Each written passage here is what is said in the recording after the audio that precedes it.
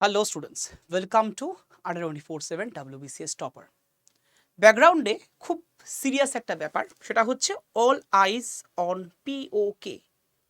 But এই পিওকে বিষয়টা actually edited. এটা অবশ্যই ইন্ডিয়ার লক্ষ্য বা চোখ রয়েছে পিওকের ওপরে। তোমরা জানো কদিন আগেই একটা বিষয়, মানে এখনও অবশ্যই রিসেন্ট টাইম একটা বিষয় উত্তাল, সেটা হচ্ছে অল আইজ অন রাফা। তার মতো করেই একটু চেঞ্জ করে একটা রাখা হয়েছে যে অল আইজ অন পিওকে, যেটা এলিস যাদব এর জন্য থ্রেটেনিং মুখোমুখি কিন্তু হচ্ছেন, ডেথ থ্রেটেনিং। যাই হোক, তিনি বানিয়েছেন, একজন বিগ বসের তিনি গেছিলেন। যাই হোক, তো সেক্ষেত্রে এটা একটা খুব কন্ট্রোভার্সিয়াল ইস্যু। তো ব্যাপারটা কি, চলো যদিও আমরা এই মানে আইজ অন রাফা এটার থেকে বেরিয়ে গিয়ে অল আইজ অন পিওকে, এটা কি ঠিক না ঠিক নয়, তো সেটা নিয়ে আজকে আলোচনায় যাব। বেসিক্যালি দেখো, রাফার ক্ষেত্রে যেটা হয়েছে একটা মানে গণহত্যা, সেটা অবশ্যই অ্যাকসেপ্টেবল নয়। আমাদের ইন্ডিয়া একদম প্রথম দিন থেকে সহনশীলতা দেখিয়ে এসছে প্রত্যেকটা দেশের প্রতি, এবং ইন্ডিয়ার এটা বলতে পারো এথিক্স, তো সেটা কিন্তু এখনও বজায় আছে। পিএম মোদি বলছেন যে অবশ্যই পিসফুল ডায়ালগের কথা, তিনি কিন্তু কখনোই বলছেন না ওরকম একটা হার্শনেস দেখানোর কথা। তিনি বলছেন মানে আমাদের দুটো স্টেটকে, দুটো রাষ্ট্রকে এগিয়ে এসে সলিউশন বের করতে হবে। তার কথায় পিওকে অর্থাৎ পাক অকুপাইড কাশ্মীর নিয়ে যে দীর্ঘকালীন ঝামেলা, ভারতবর্ষের শুরু থেকে এই ঝামেলাটা রয়ে গেছে, এবং যত দিন যাচ্ছে বিভিন্ন রকমের অ্যাটাক, আমরা পুলওয়ামা, উড়ি পরপর দেখেছি, সেই অ্যাটাকগুলোও কিন্তু ইন্ডিয়ার ওপরে হয়েছে, এবং তারপরও দাঁড়িয়েও ইন্ডিয়া কিন্তু একটা সহনশীলতা দেখিয়ে এসছে পাকিস্তানের ওপরে। বাট হ্যাঁ, আমাদের এই মিনিস্ট্রি অফ ডিফেন্স রিসেন্টলি জানাচ্ছে যে এখানে এই জায়গাটাকে একদম প্লান্ডার করা হয়েছে। দেখো বেসিক্যালি আমরা যদি দেখি ইন্ডিয়ার মানে এই জায়গাটা দেখতে পাচ্ছ গিলগিট বালুচিস্তান, আর এইদিকে রয়েছে আজাদ কাশ্মীর, যাকে আমরা বলতে পারি গুলাম কাশ্মীর বলে উল্লেখ করা হতে পারে। তো এই জায়গাটার সমস্যা আজকের নয়, দীর্ঘদিন। এই পিওকের যদি আমি হিস্ট্রির কথা বলি, ফার্স্ট কাশ্মীর ওয়ার এখানে 1948 সালে, তারপরে ব্যাক টু ব্যাক হতে চলেছে, এবং 2019 সালেও কিন্তু দেখা যাচ্ছে India say any Tux with Pakistan will now only on পক পিওকে, মানে পিওকে নিয়েই কিন্তু ইন্ডিয়ার পাকিস্তানের সাথে কথা হবে। কেন? কারণ এই জায়গাটা তোমরা যদি দেখো ইন্ডিয়ার ম্যাপে, আমরা আজকে ইন্ডিয়ার ছবি যখন আঁকি, এটাকে আঁকলেও বেসিক্যালি যে রেড জোন করে দেওয়া রয়েছে, এইটুকু ইন্ডিয়ার এরিয়া, এগুলো কিন্তু অধিকৃত হয়ে গিয়েছে, মানে ইন্ডিয়া ছেড়ে দেয়নি, ইন্ডিয়ার ম্যাপও এটা দেখাচ্ছে।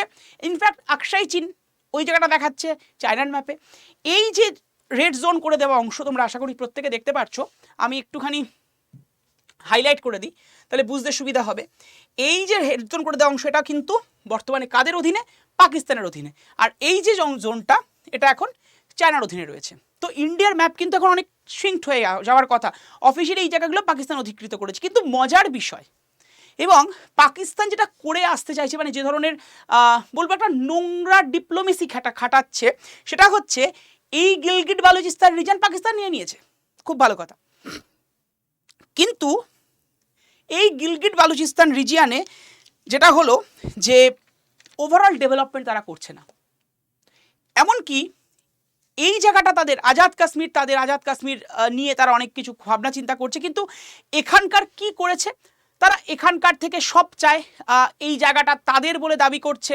ইন্ডিয়া এই জায়গাটাকে ছেড়ে দিক, এদের বারে বারে দাবি উঠে আসছে, কিন্তু অ্যাকচুয়ালি যদি দেখা যায়, তুমি ভালো করে দেখো, এই জায়গাটার কোনো ডেভেলপমেন্ট পাকিস্তান ভাবছে না। মানে একটা হয় না জিনিস, তুমি ধরো একটা জায়গা থেকে কোনো কিছুকে নিয়ে নিলে, মানে তুমি একটা ধরো বাড়ি নিয়েছো, মানে একটা বাড়ি রেন্টে নিয়েছো, তুমি সেখানে থাকবে, ভালো কথা, কিন্তু সেই বাড়িটা কোনো ডেভেলপমেন্ট করবে না। আলটিমেট ভাই কার ক্ষতি হচ্ছে? তোমাদেরই ক্ষতি হচ্ছে। এটা তো কিন্তু পাকিস্তান বুঝেও বুঝছে না, মানে এতটা জানি না ওরা কি চাইছে, ওদের দাবিটা কি, মানে ওদের লাইফের দাবিটা কি, সেটাই খুবই কন্ট্রোভার্সিয়াল। যাই হোক, তো এটাই কিন্তু এখন সবচেয়ে বড় ইস্যু হয়ে দাঁড়িয়েছে। দেখো তুমি যদি দেখো এই জায়গাটায় সোশ্যালিজম, মানে র্যাডিক্যালিজম প্রচণ্ড পরিমাণে চলছে, ওখানকার মানুষদেরকে উত্তক্ত করছে, এবং বেসিক্যালি এই যে তোমার গিলগিট বালুচিস্তান যার ছবিটা তোমাদের দেখাচ্ছিলাম, এই জায়গাকার মানুষদেরকে তারা নিজের কন্ট্রোলে নিয়ে আসছে, বলছে পাকিস্তান তোমার, পাকিস্তান এই, পাকিস্তান সেই, বাট এই অঞ্চলের মানুষের উপরে অত্যাচার চালাচ্ছে। ডেভেলপমেন্ট তো দূরে যাক, অত্যাচার চালাচ্ছে, রেপ চালাচ্ছে, এবং কতটা নিচে নামলে এইগুলো করতে পারে। নিজের লোক বলছে, এদিকে নিজের লোকের প্রতি কোনো মানে ভালোবাসা ভাবনা চিন্তা পাকিস্তানের নেই। ভালোবাসা কার? ভারতের। আমি কিন্তু কোনো দল পলিটিক্সের কথা বলছি না, আমি ওভারঅল ভারতবর্ষের কথা বলছি, এটা আজকের ইস্যু নয়, এই ইস্যুটা একদম ভারতবর্ষের স্বাধীনতার সময় থেকে। তো এই জায়গাটাই, এই যে গিলগিট বালুচিস্তান রিজিয়ন, এই জায়গাটা ডেভেলপমেন্ট জিরো, এই জায়গাটার মানুষের উপরে অত্যাচার হিউজ। তো আমরা যদি দেখি এর ফলে ইন্ডিয়া কি করছে, মানে পাকিস্তানের কি কি ফল হচ্ছে জানো? পাকিস্তানের রেডিকালিজম প্রচণ্ড পরিমাণে বেড়ে গেছে। পাকিস্তানের ইনফ্লেশন 25% রেজ করেছে, স্বাভাবিক। সারা বছর যদি যুদ্ধ করে থাকে, কোন দেশের ভাই ইনফ্লেশন বাড়বে না, মানে মুদ্রাস্ফীতি বাড়বে না? আমরা যদি দেখি পাকিস্তানকে গ্রে লিস্টে পাঠানো হয়েছে FATF এর তরফ থেকে। এছাড়াও যদি দেখা যায় ইকোনমিক ক্রাইসিস তো লেগেই আছে, ফরেক্স ক্রাইসিস, মানে সেটার উপরে দেশ দাঁড়িয়ে থাকে, স্টক মার্কেট, ফরেক্সের মার্কেট, সেটার ক্রাইসিস স্বাভাবিক, এটা স্বাভাবিক কথা। কারণ দেখো যুদ্ধ, অনেকে বলে না যুদ্ধ কেন ভালো নয়, যুদ্ধ ভালো নয় এই কারণেই, কারণ যুদ্ধ যদি হয় ইন্ডিয়া সবসময়তে, মানে আমি ডে 1 থেকে যদি দেখা যায়, সে পার্টি আসুক, party is not a matter here ভাই, এখানে ম্যাটার হচ্ছে ইন্ডিয়া।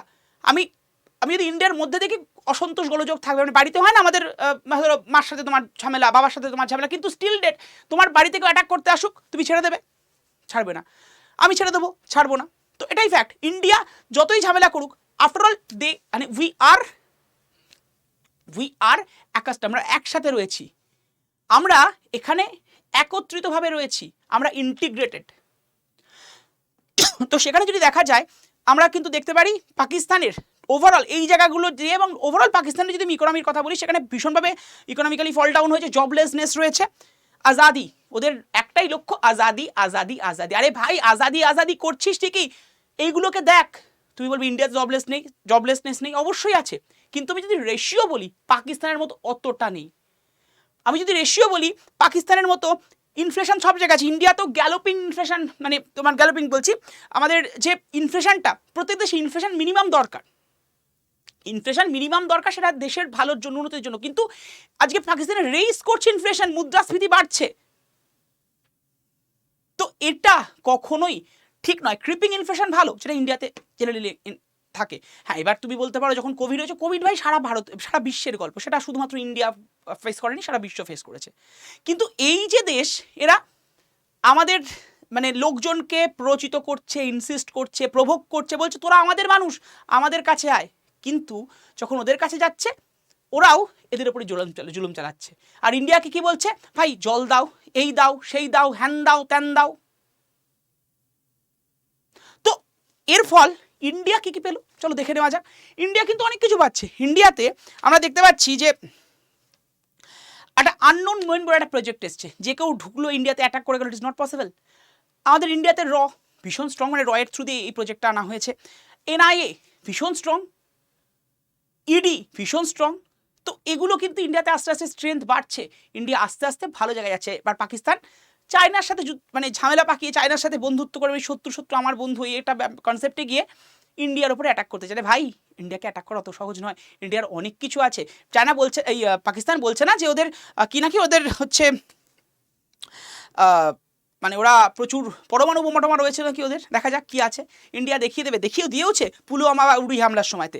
ওরা বলেছে যে কি হতে পারে, মানে অ্যাকচুয়ালি আমাদের মেন পারপাস হচ্ছে এই জায়গাটাকে, মানে গিলগিট বালুচিস্তান রিজনটাকে আমরা ফিরে পেতে পারি কি করে। দেখো বেসিক্যালি যদি দেখা যায়, পাকিস্তানকে যদি আমরা আস্তে আস্তে শেষ করে দিই, দেখো ইন্ডিয়ার উপরে পাকিস্তান দাঁড়িয়ে, পাকিস্তানের এত ভালো জায়গা, আজকে আমাদের ইন্ডিয়ার হরিয়ানাকে দেখো, পাঞ্জাবকে দেখো, গ্রিন রেভলিউশনে কত ভালো জায়গায় পৌঁছে গেছে। পাকিস্তান তো জলসেচের জন্য সবচেয়ে ভালো, নিশ্চয়ই জানো তোমরা, কিন্তু দেখো ওদের ডেভেলপমেন্ট নেই। আরে হবে কি করে, মাথা তো সারাদিন ওই যুদ্ধ করে মরছে ওরা, তো এখানে ডেভেলপমেন্ট করবে কি করে। তো এখানে আমরা ফিরে পেতে পারি কিভাবে, দেখো বেসিক্যালি পাকিস্তানকে আমাদের যদি এই জায়গাগুলো করতে পারি, এবং অবশ্যই ইন্ডিয়াটা করবে, পিপলকে আমরা বলতে পারি যে অ্যান্টি চাইনিজ করতে হবে। এর পাশাপাশি সমস্ত যে ফান্ড ইন্ডিয়া থেকে প্রচুর ফান্ডিং পাচ্ছে, ইন্ডিয়া কিন্তু দিচ্ছে, সেই ফান্ডিংগুলো বন্ধ করে দাও, এবং ওদের যে শত্রু দেশের সাথে সম্পর্ক সেগুলোকেও আস্তে আস্তে কাটিয়ে দাও, এবং ডিনিউক্লিয়ারাইজ করে তাহলে ওদেরকে পরমাণু বোমা থেকে দূরে চলে। দেখা যাক কত শক্তি আছে পাকিস্তানের ইন্ডিয়ার সাথে লড়ার। তো তোমাদের কি মতামত কমেন্ট করে জানিও, তোমরা চাও কি চাও না। অবশ্যই আমরা প্রত্যেকে চাই যে এই জায়গাটা ইন্ডিয়ার নিজের হক নিজে ফিরে পাক, ইন্ডিয়ার জমি, ইন্ডিয়ার দলিল, এখানকার যদি কাগজপত্র দেখি সব ইন্ডিয়ার, বাট দখল করে নিয়েছে। মানে হয় না অনেক সময় দেখবে রেন্টেড হাউস দিলে ভাড়াটিয়ারা দখল করে নেয়, জাস্ট লাইক দ্যাট। মানে এটা মামার বাড়ি। আসলে ইন্ডিয়া তো সহনশীল, ইন্ডিয়া যখন দেখাবে আশা করি দেখাতে পারবে। তোমাদের কি মতামত অবশ্যই কমেন্ট করে জানিও। আর এরকম সেশন পাওয়ার জন্য অবশ্যই 1847 WBCS টপারকে সাবস্ক্রাইব করে রেখো। আর হ্যাঁ, তোমাদের WBCS স্বপ্ন পূরণ করতে কিন্তু অবশ্যই ভাবে যারা যারা মনে করছো আমাদের লক্ষ্য WBCS ব্যাচ এনরোল করে নিতে পারো। লক্ষ্য WBCS ব্যাচ তোমরা কিন্তু এর মধ্যে কমপ্লিট প্রিপারেশন পাবে, প্রিলিমিনারি মেন্স থেকে শুরু করে স্টাডি ম্যাট, তোমাদের মক টেস্ট রয়েছে এবং ইবুকস রয়েছে, হাতে রয়েছে 14টা books for WBCS hard copy বই তোমার বাড়িতে পৌঁছে যাবে। এই ব্যাচটার টোটাল কমপ্লিট যে ভ্যালু সেটা কত, এটার কমপ্লিট ভ্যালু পাচ্ছে 7,499 টাকা, এত টাকা লাগবে না। তুমি যেই কোড ইউজ করে নেবে Y327 প্লাস কয়েন ইউজ করবে, ব্যাচটার ভ্যালু গিয়ে দাঁড়াবে জাস্ট 7,234 টাকা। যারা যারা মনে করছো অবশ্যই কিন্তু নিয়ে নিও ব্যাচটা। ওকে, কিভাবে নেবে তোমাদের বলে রাখি, অ্যাপসটাকে এই সেশন ডিসক্রিপশন বক্সে ডাউনলোড করো। অ্যাপসটা নিলে তোমার দামটা একটু বেশি পড়বে, অ্যাপস নিলে অনেক সুবিধা পাবে কারণ ওখানে কয়েন ইউজ করার জায়গা থাকছে, কোড তো সবেতে ইউজ করতে পারবে। তো এরপরে তোমরা যে অ্যাপস ডাউনলোড করার পরে স্টেট এক্সাম আসবে, ক্লিক করবে, তারপরে ওয়েস্ট বেঙ্গল স্টেট এক্সামে ক্লিক করো, তারপরে দেখবে হ্যালো অপশান, ক্লিক করো এখানে। এরপরে ইমেল মোবাইলে ক্লিক করে মোবাইল নাম্বার মানে email ID full name password নিজের মতো ক্রিয়েট করতে পারো, সেটাকে কনফার্ম করে দাও, সাইন আপ করে নিলে এরকম একটা ইন্টারফেস হবে না, দেখবে স্টোর অপশন, স্টোরে গিয়ে ক্লিক করে দেখবে WBCS জায়গাটা, স্টোর একদম নিচের দিকে ডান দিকে কোণা থাকবে WBCS জোনে ক্লিক করলেই দেখতে পাবে 6 নাম্বার যে মানে স্ক্রল করতে করতে 6 নাম্বারটা হচ্ছে তোমার এই লক্ষ্য WBCS, ঠিক আছে। তো লক্ষ্য WBCS তোমরা কিন্তু নিয়ে নিতে পারো এবং লক্ষ্য WBCS এ দেখবে ওখানে একটা জায়গা এসছে ME15 বলে, ME15 এর উপরে ক্লিক করবে, দেখবে একটা জায়গা এসছে এন্টার কুপন কোড, ওখানে গিয়ে বসে দাও কুপন কোড Y327, পাশে অ্যাপ্লাই বাটনটা, নিচের অ্যাপ্লাই বাটনে ক্লিক করো না, পাশের অ্যাপ্লাই বাটনটা ক্লিক করো, দামটা কমে গিয়ে তোমার আসবে, তারপরে দেখবে ইউজ করা আছে ওটা ক্লিক করে দেবে, দামটা কমে গিয়ে টোটাল হয়ে যাবে 7,234। যারা যারা মনে করছো অবশ্যই নিও। ভালো থেকো, সুস্থ থেকো, আপাতত এখানে এন্ড করছি, দেখা হচ্ছে রবিবারে একটা স্পেশাল সেশন। হ্যাঁ, রোববারে কিন্তু সামনে আমাদের একটা ম্যারাথন সেশন বলবো, ইন্টারেস্টিং প্রিভিয়াস ইয়ার কোশ্চেনের সেশন থাকছে WBCS এর জন্য, WBCS PYQs আগের দিনও রাখা হয়েছিল, এই রোববারও রাখা হয়েছে, কেউ মিস করে না। Thank you to all of you. ভালো থেকো, সুস্থ থেকো, নিজের মনের জোর বজায় রেখো আর সাবস্ক্রাইব করে রাখো আডার রিফোর্সমেন্ট WBCS টপার। কারণ হ্যাঁ, আমাদের যেখানে ক্লাস চলে তার ক্লাসগুলোর ক্লাস লিঙ্ক এবং ক্লাস PDF সম্পূর্ণ ফ্রিতে পেতে 7908913089 নাম্বারে হোয়াটসঅ্যাপ করে হাই লিখে পাঠিয়ে দাও, অটোমেটেড গ্রুপ জয়ের লিঙ্ক তোমার কাছে পৌঁছে যাবে।